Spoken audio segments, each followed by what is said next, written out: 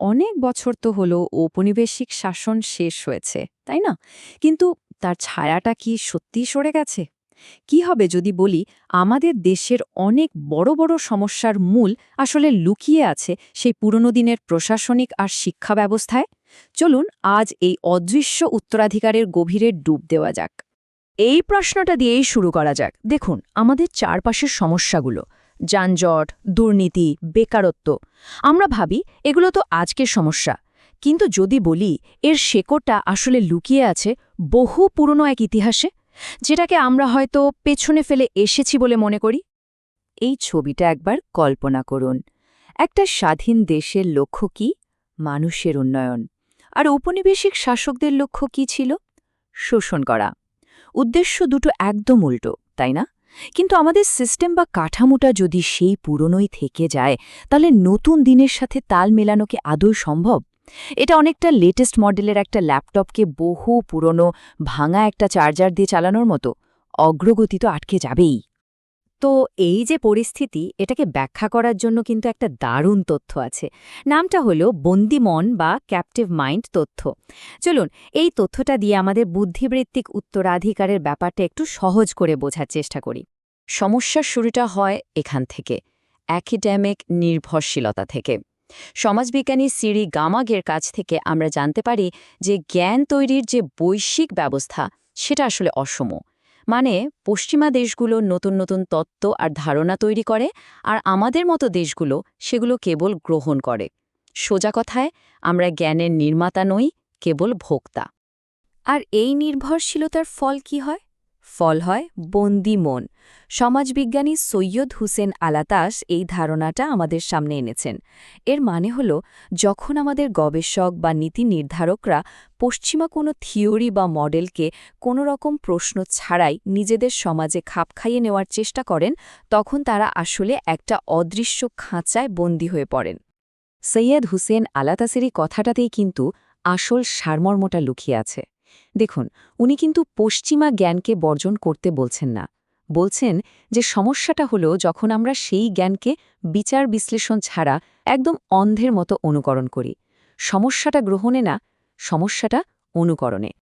আর এর ফলাফল বেশ ভয়ঙ্কর, সত্যি বলতে। নতুন মৌলিক চিন্তা একদম থেমে যায়। আমরা দেশের মাটির সমস্যা সমাধানের বদলে এমন সব বিদেশি থিওরি নিয়ে ব্যস্ত থাকি যা হয়তো আমাদের দেশের জন্য কোনো কাজেই আসে না। আর এর ফলে আমাদের নিজেদের যে জ্ঞান ব্যবস্থা, সেগুলো ধীরে ধীরে হারিয়ে যেতে বসে। তথ্য তো অনেক হলো, এবার চলুন একটা বাস্তব উদাহরণ দেখা যাক।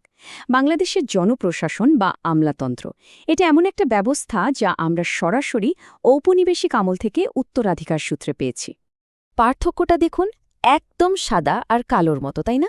ব্রিটিশরা এই সিস্টেমটা বানিয়েছিল সাধারণ মানুষকে নিয়ন্ত্রণ আর শোষণ করার জন্য। আর একটা স্বাধীন দেশের আমলাতন্ত্রের লক্ষ্য হওয়া উচিত ঠিক তার উল্টো, জনগণের সেবা করা। ভাবুন তো একবার, উদ্দেশ্যটা ১৮০ ডিগ্রি ঘুরে গেছে, কিন্তু কাঠামোটার হয়ে গেছে প্রায় একই। এর ফলে কি হয়েছে? এক ধরনের মানসিকতা তৈরি হয়েছে। ঔপনিবেশিক শাসকরা যেমন নিজেদেরকে সাধারণ মানুষের থেকে আলাদা, উঁচু স্তরের ভাবত, সেই মানসিকতার রেশটা যেন এখনও রয়ে গেছে।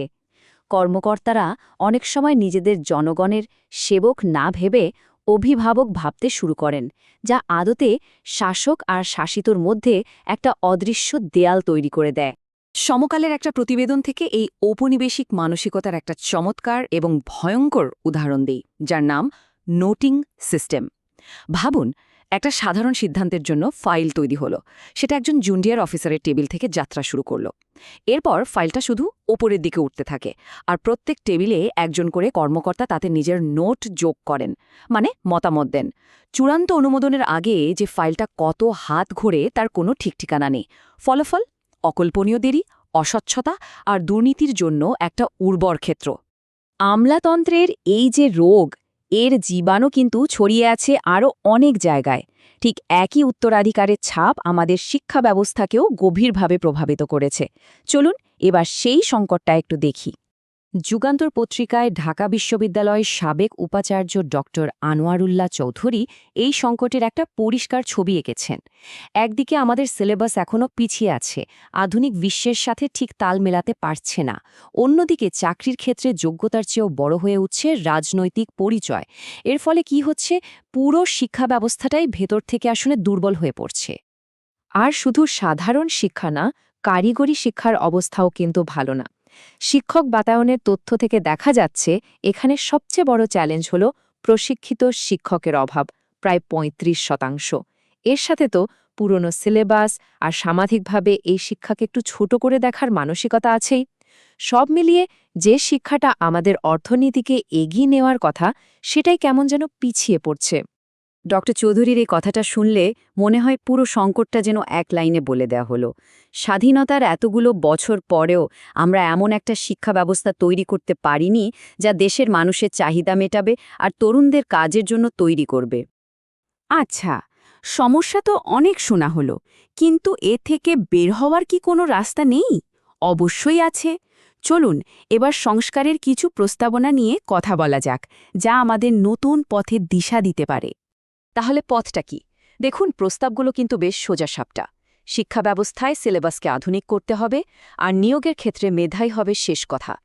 শিক্ষা প্রতিষ্ঠান আর কলকারখানার মধ্যে একটা ব্রিজ তৈরি করতে হবে, যাতে ছাত্রছাত্রীরা কাজের জন্য তৈরি হতে পারে। আর আমলাতন্ত্রে স্বচ্ছতা আর গতি আনতে হবে প্রযুক্তির মাধ্যমে। এই প্রত্যেকটা পদক্ষেপই কিন্তু ওই পুরনো ঔপনিবেশিক কাঠামো থেকে বেরিয়ে আসার জন্য খুব জরুরি। তার মানে ব্যাপারটা শুধু কিছু নিয়মকানুন বদলানোর নয়, আসল লড়াইটা হলো আমাদের চিন্তার জগতে। ওই বন্দি মন থেকে মুক্তি পেয়ে নিজেদের প্রয়োজন অনুযায়ী চিন্তা করার স্বাধীনতা অর্জন করার সংগ্রাম। তো শেষ প্রশ্নটা এটাই, যা আমাদের সবাইকে ভাবাবে।